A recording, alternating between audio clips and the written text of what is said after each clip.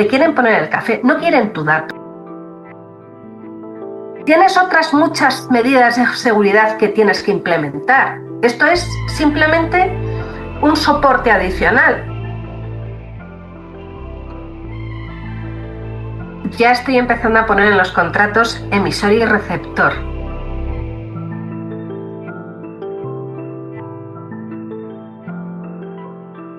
Muy buenas. En la confluencia de 4 galaxias, marketing, datos, tecnología y derecho, hemos creado este espacio, donde entrevistaremos a DPOs, CMOs, CDOs y otras criaturas salvajes de procedencia dispar.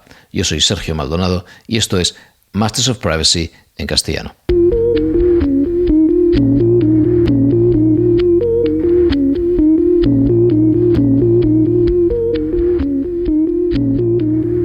Muy bien, tenemos aquí a Silvia Gerboles, que es delegada de protección de datos y, ahora va esto en inglés, mis disculpas, Expert Senior Group Legal Counsel en la unidad Global Privacy de Ericsson. Esto es lo que tiene el mundo corporativo, tanto anglicismo, acumulando más de 25 años de experiencia en protección de datos, privacidad y ciberseguridad.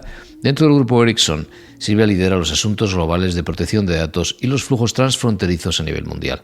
Actualmente nuestra invitada está involucrada en la gobernanza de datos y el uso de datos e implementación de la IA y también desempeña el cargo de delegada de protección de datos para algunas empresas del grupo Ericsson, que es un gigante, como sabéis. Silvia está basada en Madrid, habiendo trabajado en distintas firmas de consultoría y despachos de abogados con anterioridad, tiene un LLM, está certificada como delegada de protección de datos por la agencia española, pertenece al ICAM, el Colegio de Abogados de Madrid, donde estoy yo también, y también es docente habitual en estos temas y autora de diversas publicaciones. Con Silvia hemos buscado una vista de pájaro del Digital Omnibus y una perspectiva más corporativa, digamos que como contraste al análisis académico o de derechos humanos que ya hemos hecho tanto en castellano como en inglés, de esas patologías que se han identificado en el reglamento y en el GDPR y en el reglamento de inteligencia artificial y otras leyes, y lo que se propone cambiar en consecuencia. Vamos a por ello. Silvia, gracias por venir. Pues Sergio, muchísimas gracias por invitarme a hablar en Masters of Privacy, que tenía muchas ganas. Muy bien. Eso es dicho con esa pompa, parece todavía más importante. Lo es. Es que es muy importante. Masters of Privacy. Sí, alguno me ha dicho ya, dice, tú me invitas y sabes que no puedo decir que no con ese nombre. Bueno, entonces, a ver, por empezar por aquí, como vamos a hablar del Digital Omnibus así a vista de pájaro, por entender un poco todo, porque nos falta la perspectiva completa. Hemos dado mordiscos a ello, ¿no? A diferentes piezas. Pero, ¿qué es el Digital Omnibus y qué implicaciones tiene, por favor? Pues el Digital Omnibus, diría que para poder empezar a hablar de ello tendríamos que entender cómo hemos llegado hasta aquí. En Europa esto es una regulación, una propuesta de regulación europea, y en Europa asistimos en los últimos años a un exceso de regulación. Algunos economistas como Mario Draghi o Enrico Letta comentaron hace un par de años que esta sobreregulación nos estaba haciendo que Europa tendiera a una reducción de su competitividad. Entonces, estaba teniendo un efecto adverso de la competitividad. Y lo que pusieron de manifiesto estos dos economistas es una paralización de Europa desde el punto de vista empresarial como consecuencia de la verborrea regulatoria. Entonces, el Digital Omnibus, que es una propuesta legislativa de la Comisión Europea, la idea que tiene es reducir la carga administrativa, armonizar normas de toda índole y pues como temas de inteligencia artificial, uso de datos, ciberseguridad y temas de protección de datos también. Entonces, la idea es aliviar, por así decirlo, las cargas administrativas y algunos procesos que están en vigor actualmente o que iban a entrar en vigor en el caso de inteligencia artificial, tanto para empresas como administraciones públicas y ciudadanos.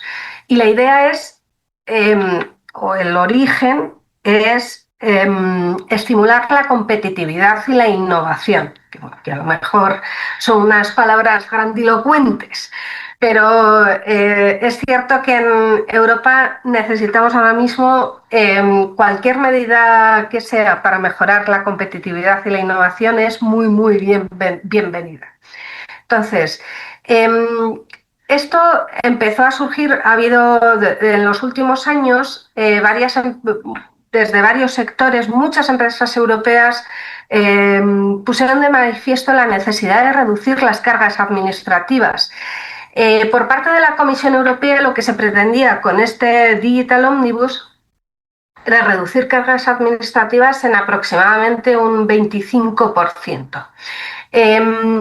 Hace un par de semanas estuve con unos colegas en un foro con colegas del sector que estuvieron comentando que hay unos datos respecto a que se fijan alrededor un 30% los costes relacionados con el cumplimiento normativo para las grandes empresas, lo cual es brutal.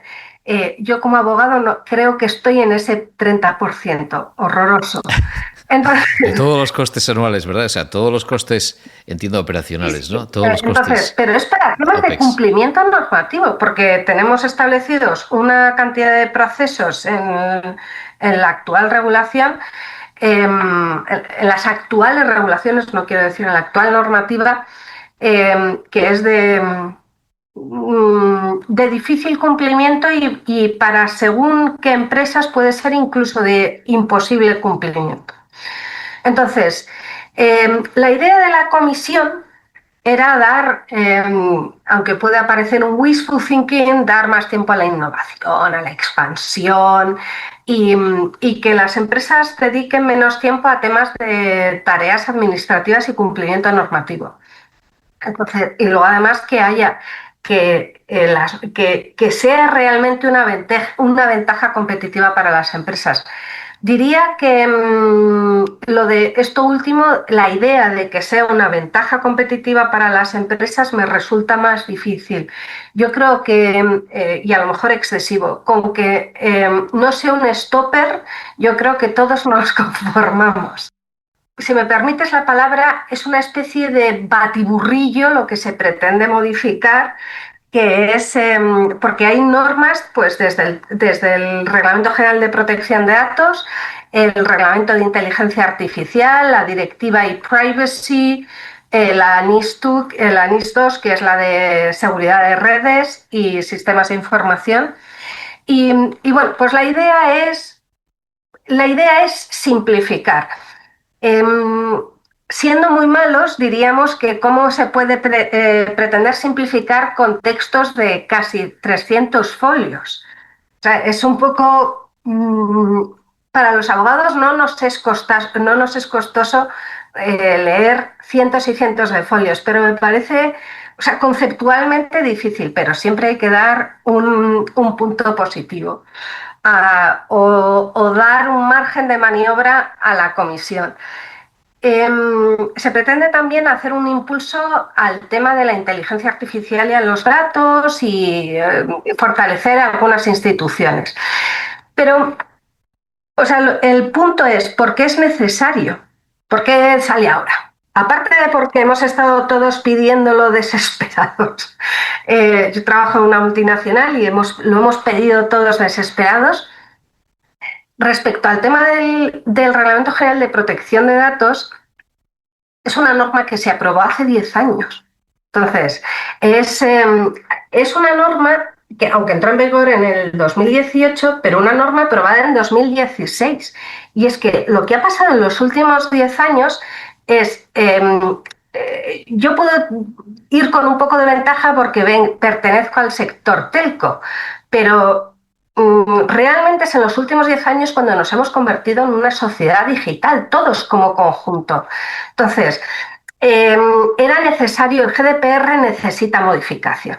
Y luego, la irrupción de temas de inteligencia artificial en el día a día. No voy a decir que ha irrumpido la inteligencia artificial porque la tenemos desde los años 50, los albores de los 50, ¿no? Pero ahora es cuando, desde hace un par de años, eh, al menos el sector profesional trabajamos de forma diaria tenemos herramientas de inteligencia artificial. Y yo creo que he dicho 10, 2 y a lo mejor otro tema con el tema del uso del dato.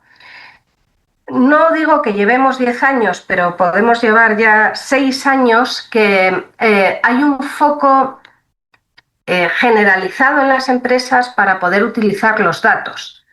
De cualquier manera, o sea, a datos. Y no me estoy refiriendo a datos de carácter personal, porque en Masters of Privacy, pues a lo mejor estamos hablando de datos de carácter personal. Pues no, esto afecta. El uso del dato es tanto de carácter personal como no personal, que esto además es relevante, muy relevante, diría yo, a efectos del ómnibus. Luego además tenemos una cuestión muy curiosa en Europa, y es que somos 27 países con 27 agencias de supervisión de protección de datos, con 27 gobiernos, con 27... Entonces, esto se ha multiplicado a unos niveles insospechados. Entonces, hay una interpretación, hay muchas interpretaciones y bueno, pues un paisanaje de instituciones públicas que no hay quien lo gestione. Claro, entre directrices y multas y incoherencia y mecanismo de cooperación Sí. y collejas a Irlanda y todo. Exacto, el mecanismo de cooperación. Bueno, la idea es dar coherencia, consistencia a las diversas, a la diversa normativa, pero me parece, o sea, va a ser interesante ver cómo realmente aterriza todas las cuestiones para ver que va a haber una coherencia y una consistencia real, porque necesitas que todas las instituciones, todos los países y la sociedad en su conjunto que se lo crean. Y yo a día de hoy no sé, veremos a ver si nos lo creemos entre todos. Vale, venga, pues entonces aterrizando un poco más en los detalles, porque como digo, le hemos pegado mordiscos, hemos cubierto en inglés trozos de cómo se pretende cambiar el reglamento de inteligencia artificial, en castellano hemos cubierto la otra parte, más de, sobre todo afectando privacy, consentimiento, pero a más alto nivel, pero entrando al detalle, ¿qué cuestiones se abordan en esos paquetes? Pues bueno, el tema es que hay, que quizá yo creo que no lo he comentado, hay 2 paquetes. Uno que está dedicado al tema de inteligencia artificial y otro que tiene como un compendio de afectación normativa, que he comentado antes, que es el GDPR, NIS y tal. Entonces, empezando por el tema de inteligencia artificial, que es una cosa muy curiosa porque se acaba de aprobar, hay partes que todavía no están en vigor y ya las estamos modificando, pero me parece, personalmente me parece adecuado porque yo creo que, y bueno, no lo creo solo yo, sino también es un tema de Letta y de Draghi. El problema es que habíamos empezado a regular alguna cosa que no sabíamos cómo funcionaba. Entonces, ahí definitivamente estás restringiendo el uso real y luego estás dejando fuera de la regulación casos de uso que realmente necesitamos gestionar. Entonces, bueno, pues con el tema de inteligencia artificial, teniendo en cuenta, hay que cogerlo con alfileres, teniendo en cuenta que no toda estaba en vigor, que además se estaba implementando. Pues quizá una de las cuestiones más relevantes es el tema del ajuste de calendario para normas de alto riesgo, y luego es lo que se llama stop the clock. La verdad es que se había pretendido que empezaran establecer unas obligaciones concretas para algunos tratamientos que se consideran de alto riesgo para este mismo año. Y ni las empresas, pero no es un tema de empresas, es que es un tema de que ni la propia sociedad, y además diría yo que a veces ni cómo se había estructurado la tecnología estaba preparada. El tema es que la norma aparece en un momento, pero las empresas llevamos trabajando desde hace tiempo. Entonces, tú has estado trabajando, has innovado y has creado nuevos procesos, nuevos productos, y ahora te dicen que tienes que hacer unos análisis, implementar unas cuestiones, y dices, entonces tengo que volver a mi proceso productivo. Y eso no se hace en un momento. O sea, esto hay que tener presupuesto, y no solamente lo que pretendían para la simplificación para empresas pequeñas y medianas, pues las grandes empresas también tienen que ver de dónde sacan los presupuestos. El presupuesto para poder abordar el cumplimiento normativo también afecta a las grandes empresas. Entonces, pues aparte del tema de Stop the Clock, especialmente para temas de alto riesgo respecto a inteligencia artificial, la reducción de requisitos de registro, y luego reforzar, que esto hay que verlo desde la barrera, las competencias de la Oficina de Inteligencia Artificial. Entonces, desde el punto de vista europeo, habrá que ver, porque lo que estamos haciendo es, aunque estamos simplificando, estamos reforzando una de las instituciones. Veremos si hay una gestión buena. Hay también un tema de promoción de alfabetización de inteligencia artificial, que es la AI Literacy, que la verdad es que ahí estoy radicalmente de acuerdo. Un mayor número de empresas innovadoras podrán beneficiarse de los sandbox, lo cual también es muy bueno.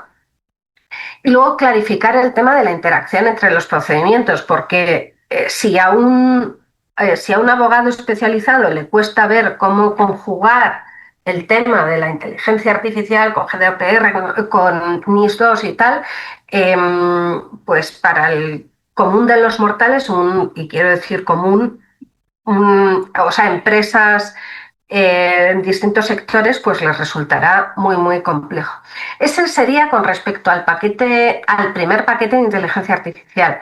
Respecto al paquete del GDPR, soy una gran forofa del tema de la pseudonimización, me apasiona, me parece que es espectacular. Luego, también ha habido una referencia, una modificación respecto a la utilización de datos biométricos para la verificación. Parece que se han puesto de alguna manera barreras a una solicitud infundada o excesiva en el ejercicio de derechos por parte de usuarios. También por parte de los usuarios, en el otro sentido, creo que es muy bueno que se haya establecido, y digo usuarios porque yo también soy usuaria. Entonces, el que pretendan reducir la fatiga de cookies es necesario. Todos los usuarios estamos hartos, y además yo creo que se consigue el efecto inverso. Entonces, pues lo que se pretende es conseguir una armonización de las normas de consentimiento. Y luego el poder utilizar, en temas de desarrollo y operación de sistemas o modelos de inteligencia artificial, pues poder utilizar el interés legítimo como una base de legitimación, aunque el interés legítimo siempre es de los más, yo diría que es la base menos adecuada y la menos cómoda. Pero bueno, y luego brechas de datos, que esto es relevante porque nos afecta a todos, independientemente del sector. Hay una pequeña ampliación que me sigue pareciendo poco real, porque entre 72 y 96 horas, cuando tienes que investigar origen de algunas brechas, pues pero vamos a verlo en positivo, quieren hacer un esfuerzo. Em, pero obviamente no es suficiente. También es cierto, y no se me olvida, que hay posibilidad de hacer una primera notificación y luego una notificación posterior, pero ya el plazo de 72-96 horas siempre me ha parecido poco realista en cualquier organización, independientemente del tamaño. Y luego, que se establezca que haya un único punto de entrada, eso me parece maravilloso, porque a los que estamos afectados por distintas normas, por estar en sector regulado, ya sea pues, por la NIS2 o por DORA, pues tenemos un punto único de entrada, que es maravilloso. Luego hay varias cosas como que el Comité Europeo de Protección de Datos va a dar unos templates, unas plantillas para poder hacer evaluaciones de impacto y para notificar las brechas. Bien. Será por templates, ¿verdad? Exacto. Iba a decir, bueno, bien, vale, bien. O sea, pero es que yo quiero decir que intento ser positiva, me cuesta, pero intento ser positiva, creo que el esfuerzo han hecho un esfuerzo, pero está todavía limitado. Pero bueno, ahí va. Claro, vale. Bueno, gracias por todo el repaso. Entonces, si te quedas con algo y escoges esto que has dicho de seguridad, a mí esto es lo que más me parece, lo que más caduco me parece, porque al final está yendo a tal velocidad los ataques con el tema de agentic y demás, y esto de tener que poner una persona física en el bucle para identificarlo, para llegar a saber cuál es la naturaleza de la brecha, cuando están pasando tantas cosas a la vez de forma automatizada y hay tantísima incluso automatización en la respuesta, que no sé lo que va a durar vivo los cambios a NIST, a brechas. Es la parte que necesito entender mejor. Hay varias cosas. Con respecto a temas de seguridad, yo diría que hay dos temas que pueden verse afectados por ello. Serían, si estamos hablando de seguridad, sería los incidentes de seguridad, que sería lo que hemos comentado de las brechas, y ahora voy a ello, y el tema de la pseudonimización. Los dos temas tienen una implicación y una relación directísima con respecto a medidas de seguridad que se puedan implementar, medidas técnicas y organizativas. Con respecto a temas de las brechas que comentabas, que es para mí quizá uno de los puntos que más que me parecen más interesantes es hay, por ejemplo, lo del único punto de entrada que tiene que desarrollar ENISA como institución, pero bueno, la idea es notificar una vez y compartir con muchos. Pero la idea es que la notificación de las violaciones de datos personales, esto hablamos solamente de datos personales, solo sería necesaria cuando sea probable que supongan un alto riesgo para los derechos de la persona interesada. Y luego hay una cuestión adicional y es que también tenemos que tener en cuenta que hay muchos sectores que tienen la consideración de infraestructuras críticas. Entonces, que son telecomunicaciones, salud, las utilities. Entonces, todos estos a todos estos sectores, que son muchas empresas y muy grandes, tendrían una afectación concreta con esto. Y luego, otro tema que me parece que es realmente importante, veremos a ver cómo se aterrizan realmente las cosas finalmente, el tema de la pseudonimización. Esto es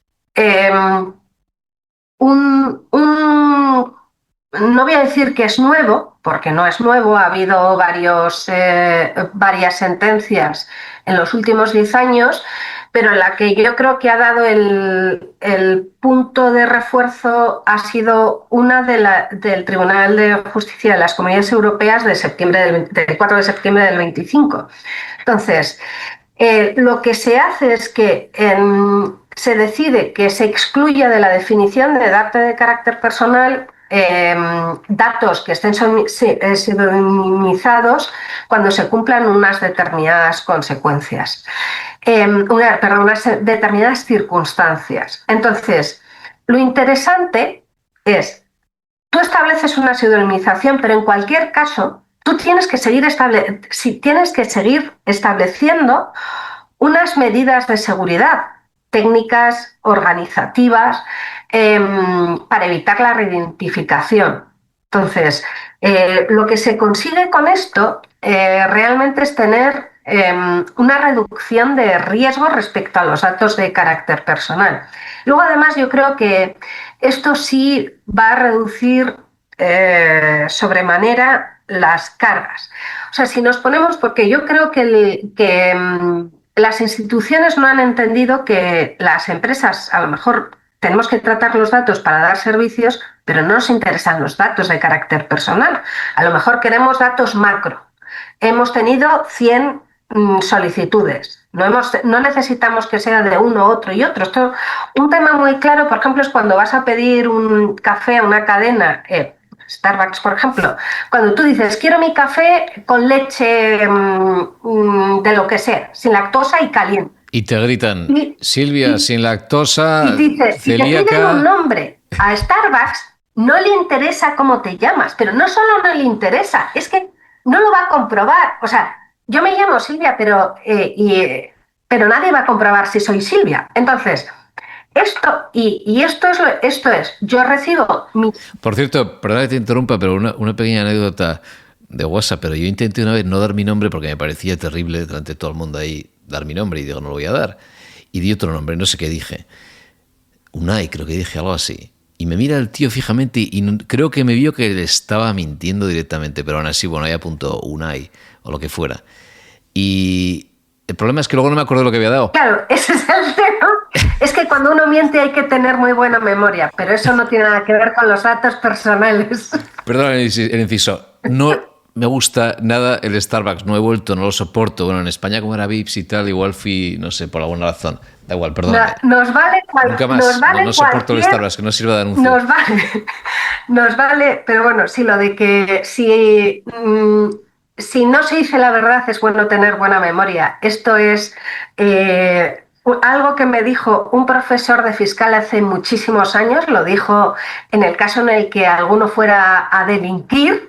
Entonces, por suerte no me he dedicado a temas fiscal, pero me quedé con ella porque me pareció una afirmación sorprendente y tenía mucha razón. La pena es que no me he vuelto a encontrar con él para decirle a este profesor la razón que tenía. Pero en el tema retomando el tema de la prestación de servicios, tú si quieres un café, es que tú quieres el café. Entonces te da y la empresa que te pone el café, los de la cafetería, te quieren poner el café, no quieren tu dato. Pues esto extrapolado a un montón de servicios, pues por eso el tema de la pseudonimización yo creo que va a hacer que se reduzca realmente la carga administrativa y sobre todo que haya muchísima mayor agilidad, sobre todo en las cadenas. Hasta ahora, y de hecho el tema de la pseudonimización está largamente tratado en otros países, como puede ser Singapur y Corea del Sur, y por ejemplo Corea del Sur, que es un país que se considera que tiene un nivel adecuado de protección de datos. Pero una cosa que es súper relevante es a efectos de contratos, es que hasta ahora el tema de la pseudonimización solamente valía para el responsable del tratamiento. Pero lo interesante ahora es que a lo mejor el encargado del tratamiento es el que procede a la pseudonimización. Entonces, corta el riesgo en ese punto y no hace falta que se traslade al resto de la cadena que puede estar fuera de la Unión Europea. Entonces, ha habido muchísimas reticencias por parte del Comité Europeo de Protección de Datos y yo creo que es que no han pensado realmente lo magnífico que sería esto de cara a reducir riesgos pues en temas de brechas en temas de protección de datos de usuarios. Sí, está el arma de doble filo, hemos debatido aquí. Por un lado es muy bueno promoverlo, que haya más PETs, ¿verdad? Hay mucha más pseudonimización y demás, se usa el dato de forma agregada, se divida. A la vez, como también pasa que es tan fácil ahora identificar el dato y a veces tienes tantos datasets ahí fuera libres que siempre se quedan un poco... tuvimos el debate hace poco acerca de por qué desechar el criterio absoluto de definición de protección de datos y echarse en brazos del SRB que decías, ¿no? De la Junta Única de Resolución de ese caso de... Bueno, yo lo tengo muy claro, quizá porque veo la fuerza de las empresas en materia de seguridad. O sea, lo que no puedes pretender, y es un poco, es importante que, y retomo lo que comenté hace un rato respecto a que el GDPR se aprobó hace 10 años. Entonces, tú no puedes comparar las medidas de seguridad que tenemos ahora con las que teníamos ni las que teníamos hace 2 años. Entonces, impensable que las compares con hace 8 o 10 años. Todo el tema de ciberseguridad ha tenido un crecimiento y lo que hay que tener en cuenta es que la pseudonimización no es una medida de seguridad única. Tú te pones otras muchas. Sigues teniendo cifrado, o sea, tienes otras muchas medidas de seguridad que tienes que implementar. Esto es simplemente un soporte adicional. Lo que se ha convertido es un soporte relevante. Entonces, si aplicas, además, tienes que seguir aplicando, aunque metas estas medidas de seguridad e incluyas, obviamente, la pseudonimización, pero tienes que meter medidas como el tema de doble autenticación, logs o tal, y luego, por supuesto, los principios como la minimización de datos o el periodo de retención de datos. Entonces, esto no es que se tiene que ver como la panacea y único recurso, es uno más, pero se convierte en el mecanismo para facilitar negocios y relaciones entre responsables de tratamiento y encargados del tratamiento. Y a lo mejor el que se pseudonimiza es el encargado del tratamiento y no el responsable. Claro. Sí, ahí me pregunto qué te parece esto, y casi por terminar, pero estamos llegando a un mundo donde el umbral ya es matemático, ¿sabes? En la definición de esto, porque al final hasta ahora todo es muy legal. En legal estamos en el mundo de las palabras, el mundo líquido de las palabras, todo interpretable. En el mundo de PETs es cuánto puedes hacer para ofuscar o cuánto puedes hacer para aplicar cualquiera de estos sistemas, cualquier algoritmo, cualquier elemento de privacidad diferencial, por ejemplo, ruido programático, etcétera, en la medida en la que la parte destinataria jamás puede devolverlo a la vida. Como cada vez todo el mundo avanza y también avanza el destinatario, ¿sabes lo que digo? Llegará computación cuántica. Entonces ahora hacemos cosas que por fin nos permiten enviar datos en abstracto. Como dices, ¿quién quiere andar tratando datos personales? Si lo que quieres es utilizar el dato para aprovecharlo, para el negocio, para tomar decisiones, ¿verdad? Para poder alimentar datos agregados, un entrenamiento. Claro, pero no sabes todavía cuáles serán las posibilidades de mañana. Y estaba hablando con un ejecutivo de Palo Alto Networks el otro día acerca de ciberseguridad en este mundo agéntico de ataques y tal, y decía que empieza a haber ataques ya de cara al futuro, es decir, ataco algo que hoy no es personal o que hoy no es vulnerable y me lo guardo porque mañana un día podré. Exacto, sí, vale, pero el tema es que... pero claro, entonces no terminamos nunca, nos quedamos todos atrapados. Entonces, ¿qué hacemos? Exacto. Primero, hay veces que no se puede, o sea, no se puede regular. Volveríamos al inicio, a la sobreregulación. Y ya desconozco los datos por eso he hecho referencia al tema de la minimización de datos. Eso es lo más relevante. En cualquier caso, siempre tienes que tener, incluso si aplicas medidas de pseudonimización, tienes que aplicar el principio de minimización, dar lo estrictamente necesario. Y luego hay otra cuestión.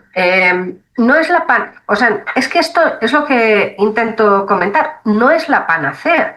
En el caso en el que comentas, tendríamos que volver al contrato inicial, y en el contrato inicial el que apliques la pseudonimización no significa que no vayas a firmar un contrato entre el responsable y el encargado del tratamiento, que lo tienes que hacer y lo tienes que hacer. Todavía asumes el rol. Todavía Sí, asumes las obligaciones, pero yo no sé si, porque ahora como los roles están cambiando, pues no, quiero decir, en el sentido en el que el que es profesor el que es encargado puede devenir responsable dependiendo de un uso adicional. Pero en cualquier caso tienes que tener todas las medidas contractuales incluidas y en ese caso se tendría que aplicar todas las normas sancionadoras del Reglamento General de Protección de Datos, y entonces el que ha incumplido, aparte de incumplir el contrato desde el punto de vista comercial, desde el punto de vista de protección de datos, tendría la consideración de responsable del tratamiento, que lo dice claramente el artículo 28. Pero luego además no es solamente que tengas que tener un contrato. Yo he estado pensando cómo estructurar esto, porque aunque tengo muchas dudas, pero soy de natural optimista. Y entonces, por ejemplo, incluso también para transferencias internacionales de datos, los contratos los tienes que establecer incluyendo medidas que te permitan las transferencias internacionales de datos, por si en algún momento se considera que los datos que has transferido no se considera, o sea, tienen la consideración de dato de carácter personal porque técnicamente la pseudonimización, la técnica de pseudonimización que has implementado no es válida. Entonces, yo la idea que tengo es utilizar esto como un mecanismo para poder hacer más cosas, pero cumpliendo con todas las cuestiones contractuales y normativas como si sí lo fuera. Vale, entonces una pregunta sobre esto, porque el otro día tuvimos una entrevista acerca de si estaba caduca la distinción entre responsable y encargado, porque había entrevistado a esta mujer, Elizabeth Renieris, en su día, que escribió este libro diciendo que estaba que ya para cuando nació el GDPR ya esto no tiene sentido. Y ahora viendo la diferenciación entre dato personal y no personal, más que pseudonimización, anonimización que pueda caducar y un día se convierta en mera pseudonimización, ¿no te parece que a lo mejor vamos a llegar a un mundo en el que el contrato, el DPA famoso y tal, ya no sea un acuerdo de encargo, donde automáticamente arrastras a la otra parte que recibe un dato que ahora es anónimo al marco, sino que sea, imagínate algo así, a ver qué te parece. Un acuerdo de encargo para el tratamiento de datos no personales, es decir, no le arrastras al GDPR, pero le arrastras a un contrato para que si devienen personales haya unas obligaciones, que no pasemos de blanco al negro con gente que recibe un dato súper inocente para hacer un análisis estadístico a nivel muy agregado y de repente les hemos arrastrado a este fango cuando podrían sin más firmar un contrato que hace que automáticamente salten todos los resortes en cuanto el dato deviene personal. Estoy de acuerdo contigo y de hecho para irme curando en salud, porque lo que hay que hacer es prevenir,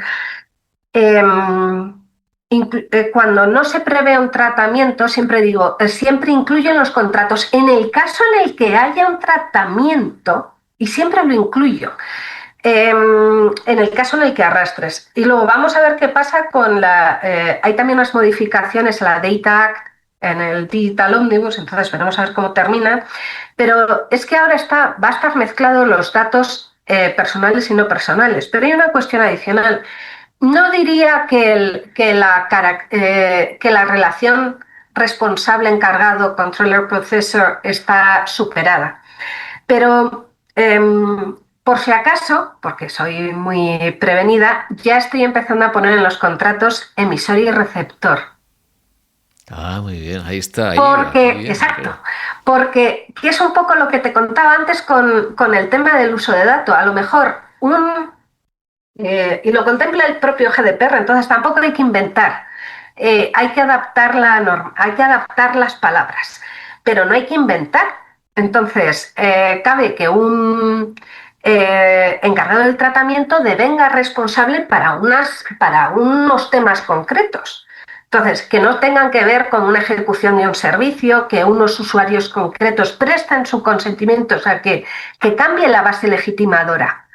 O sea, la base legal por la cual estás haciendo el tratamiento, pues el encargado lo hace para la prestación del servicio, sino que hay una cuestión adicional. Sí. Y entonces ahí deviene el responsable.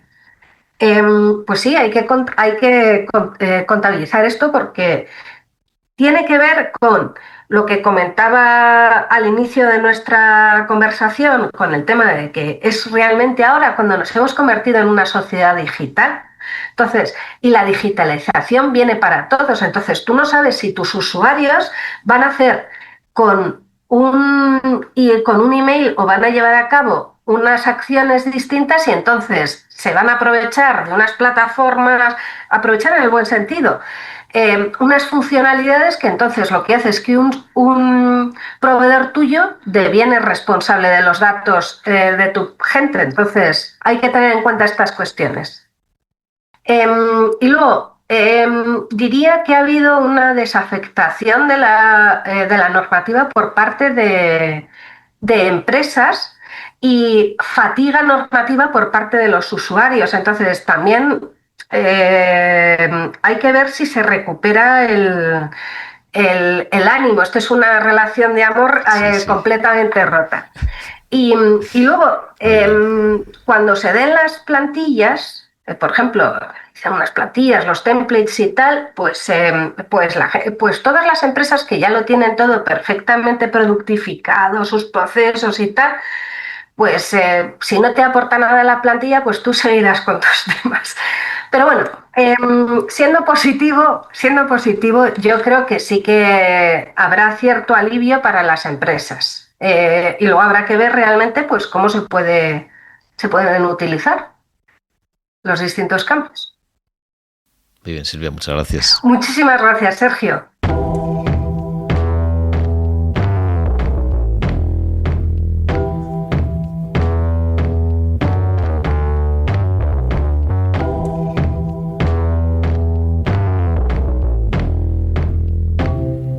Hasta aquí hemos llegado. Hoy podrás encontrar más información sobre este episodio en mastersofprivacy.com, accediendo a la sección en castellano. Ahí encontrarás además algunos materiales complementarios e incluso eventos periódicos. También puedes seguirnos en Blue Sky o LinkedIn si te apetece. Gracias y hasta la próxima.